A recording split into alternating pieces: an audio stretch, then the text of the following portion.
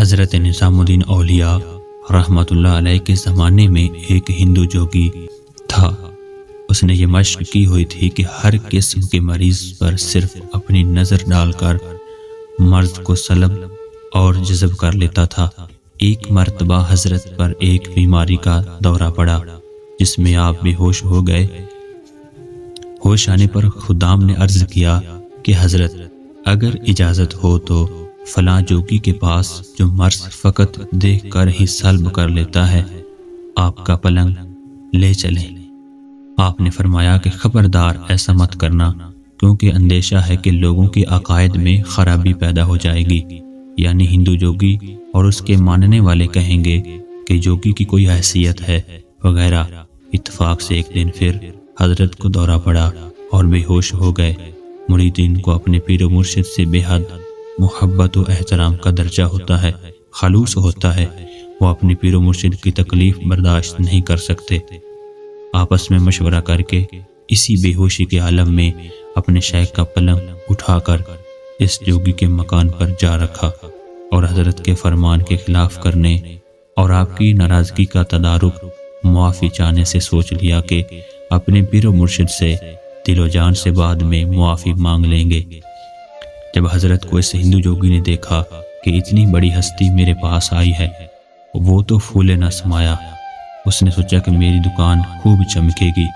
جوگی نے حضرت کو دیکھا اور دیکھتے ہی اپنا تصور ڈالا، فوراً حضرت کی مرض کو سلب کر لیا۔ آپ ایک دم اٹھ کر بیٹھ گئے اور یوں معلوم ہوتا تھا کہ کوئی مرض ہوا ہی نہیں تھا۔ حضرت نے دیکھا کہ اس جوگی کا مکان ہے۔ آپ سمجھ گئے کہ یہ لوگ محبت کی وجہ سے میری تکلیف برداشت نہیں کر سکے، اس لیے ازراہ شفقت کسی کو کچھ نہیں کہا، بلکہ اس جوگی کی طرف متوجہ ہوئے اور دریافت فرمایا کہ یہ بتلاؤ کہ یہ تاثیر جو تمہارے اندر ہے یہ کیا ہے اور کس عمل کی بدولت ہے؟ اس نے دست بستہ عرض کیا کہ میرے پاس صرف ایک چیز، وہ میرے گرو استاد نے مجھ کو تعلیم دی ہے، اور وہ یہ کہ ہمیشہ نفس کے خلاف کرنا، مطلب یہ کہ نفس کا چاہا ہرگز نہ کرنا۔ بس میرے پاس صرف یہی ایک عمل ہے، اسی کی بدولت یہ تصرف و تغیر و تبدل کرتا ہوں اور مرض کو فوراً سلب کر لیتا ہوں۔ یہ سن کر خدا کے ولی نے اس سے دریافت فرمایا، اچھا یہ بتلاؤ کہ تمہارا نفس مسلمان ہونے کو چاہتا ہے؟ عرض کیا کہ ہرگز نہیں۔ حضرت شیخ نے فرمایا کہ پھر اپنے گرو کی تعلیم پر کہاں عمل رہا؟ ادھر تو حضرت نے یہ فرمایا اور ساتھ ہی ساتھ اپنی باطنی توجہ فرمائی۔ نتیجہ یہ ہوا کہ اس ہندو جوگی نے ایک دم کلمہ طیبہ پڑھا اور صدق کے دل سے مسلمان ہو گیا۔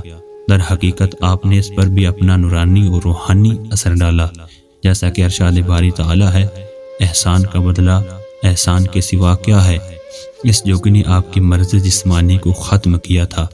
حضرت نے اس کے باطنی مرض یعنی کفر و شرک کو سلب فرمایا اور اسلام میں داخل فرما کر ہمیشہ ہمیشہ کے لیے نار جہنم سے بچا لیا۔ اس طرح احسان کا بدلہ احسان ہو گیا۔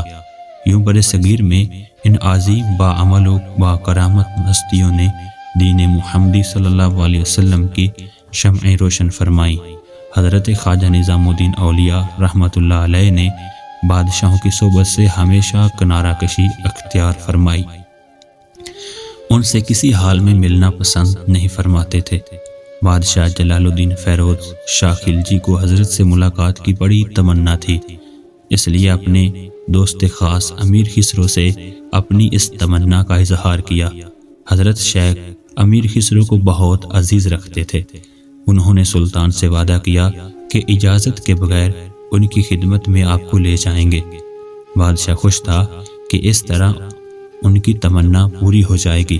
امیر خسرو نے بادشاہ سے وعدہ کرنے کو تو کر لیا، لیکن ان کے دل میں ایک خیال پیدا ہوا کہ کہیں ان کے مرشد کو یہ ناگوارا نہ گزرے۔ اس لیے انہوں نے اپنے مرشد کی خدمت میں عرض کیا کہ آپ کی خدمت میں بادشاہ آنا چاہتے ہیں۔ حضرت اسی وقت دلی چھوڑ کر اپنے پیر و مرشد خواجہ فرید الدین گنج شکر رحمۃ اللہ علیہ کے مزار کی زیارت کے لیے اجودن پاک وطن روانہ ہو گئے۔ بادشاہ کو جب یہ خبر ملی تو امیر خسرو سے باز پرس کی کہ حضرت کے پاس میری حاضری کا راز کیوں فاش کیا؟